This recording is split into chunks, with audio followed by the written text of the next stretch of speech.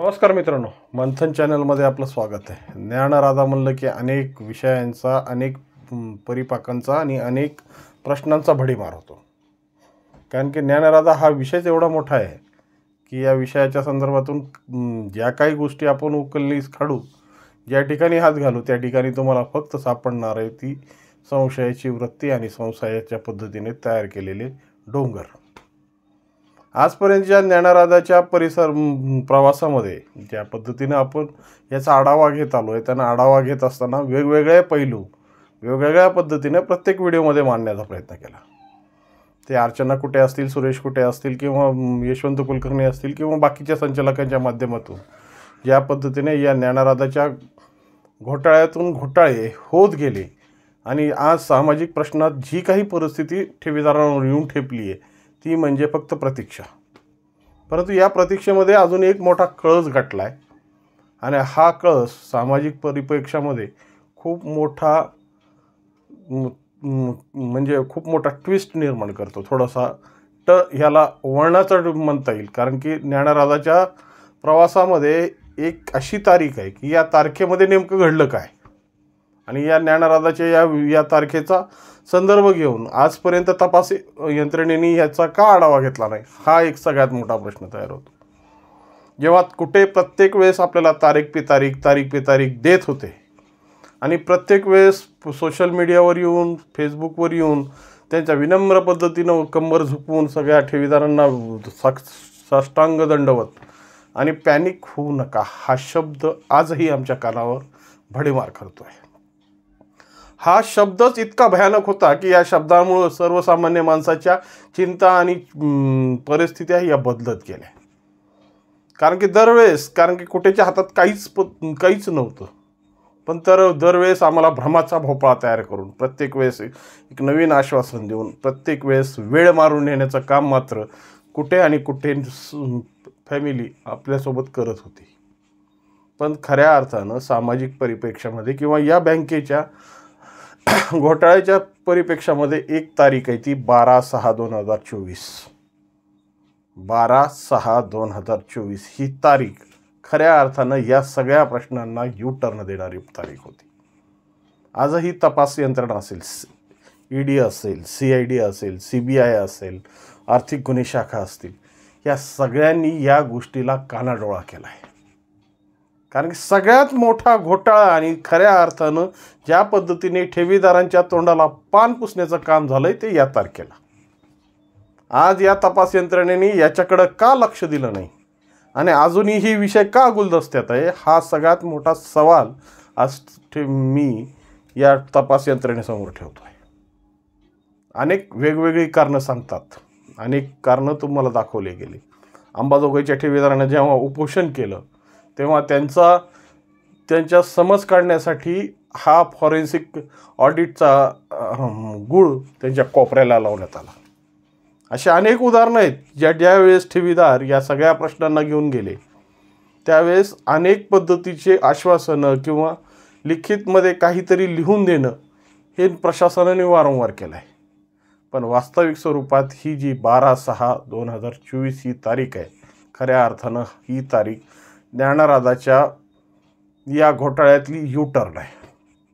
आता नेमकं या यू टर्नामध्ये काय सापडतं, कारण की सगळ्यात मोठे जेव्हा म्हणतात ना, जेव्हा आपलं सगळं निस्तनाबूत होत असेल किंवा एखादं मोठं संकट येत असेल आणि आपल्याला घर सोडण्याची वेळ येते तेव्हा आपण कशा पद्धतीने समेटण्याचा प्रयत्न करतो, ते समेटण्याची तारीख म्हणजे ही 12/6/2024. त्यामुळं या 12/6/2024 नेमकं काय घडलं असं की ज्यामुळं परिस्थिती कारण की जेव्हा अर्चना कुटेंना अटक करण्यात आलं तेव्हाही गबाड सापडलं. सुरेश कुटेंच्या अटकेच्या वेळेसचं गबाड आम्हाला माहीत नाही किती सापडलं होतं. परंतु या सगळ्या घटनेचं परिपाक म्हणजे ही तारीख आहे आणि या तारखेच्या खऱ्या अर्थानं तपास यंत्रणेने या तारखेला खऱ्या अर्थानं केंद्रबिंदू केला पाहिजे. कारण की ही तारीख प्रत्येक सर्वसामान्य ठेवीदारांच्या आयुष्यातील तो काळा दिवस आहे की या तारखेच्या दिवशी खऱ्या अर्थानं ज्ञानराधाचा खऱ्या अर्थानं घोटाळा करण्यात आला आहे. आणि ज्ञानराधाच्या ज्या ठेवीदार आहेत, ज्ञानराधाची जी वेंडर्स आहेत, जे ज्ञानराजाच्यापासून अनेक पद्धतीनं जोडले गेलेले होते, त्या सगळ्यांच्यासाठी ही तारीख म्हणजे काळा दिवस. कारण की ही बँक बंद होण्याच्या अगोदरची 1 दिवसाची तारीख आहे.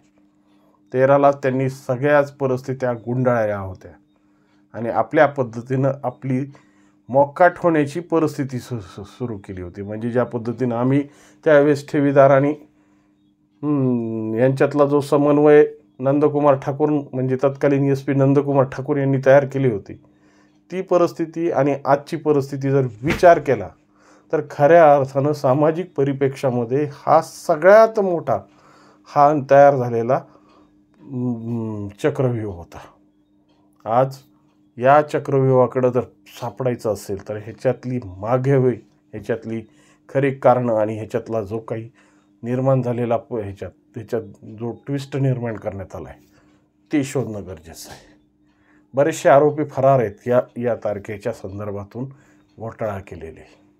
काही जण अटकेत आहेत, कारण की काही जणांची काही ना काहीतरी लिंक सापडली आणि त्याला टार्गेट करून त्यांना ताब्यात घेण्यात आलं. पण ह्याच्यातले मुख्य सूत्रधार जे या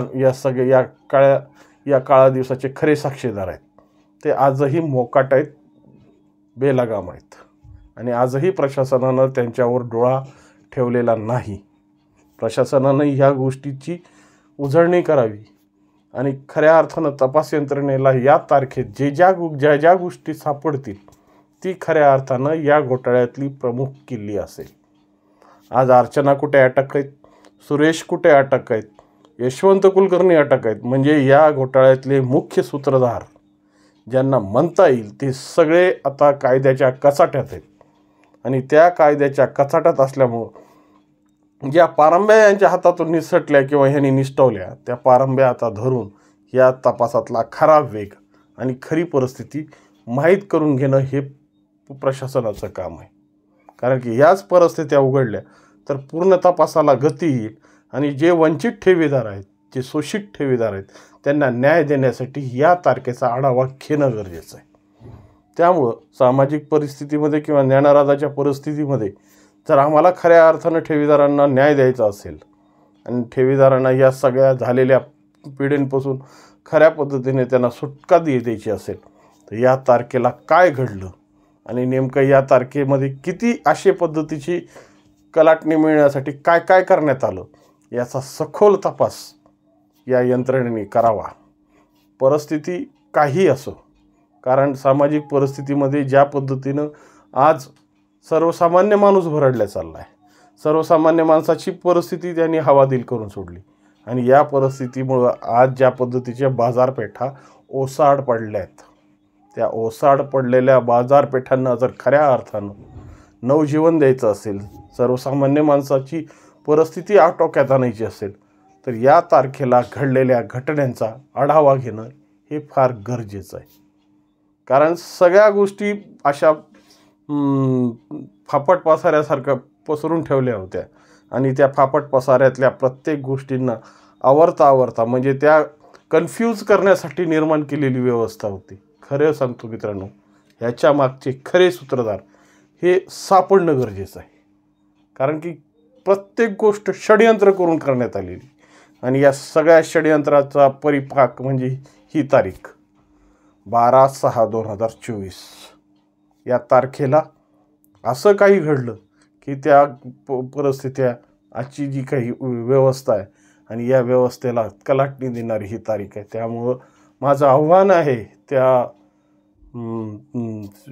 तपास यंत्रणेंना, ते CBI असतील, ED असतील किंवा आर्थिक गुन्हे शाखा असतील, यांनी या तारखेचा खऱ्या अर्थाने आढावा घ्यावा आणि ह्या सगळ्या गोष्टीतून ज्या पद्धतीनं जी गोष्ट करण्यात आली आणि ज्या परिस्थितीनं या कुटे अँड सन्स त्यांच्या फॅमिलीनं ज्या पद्धतीची अवडंबरं रचून सर्वसामान्य माणसाला पॅनिक केलं आहे, त्या पॅनिकमधला खऱ्या अर्थानं जो निचोड आहे, जो रस आहे, तो याच तारखेत दडला आहे.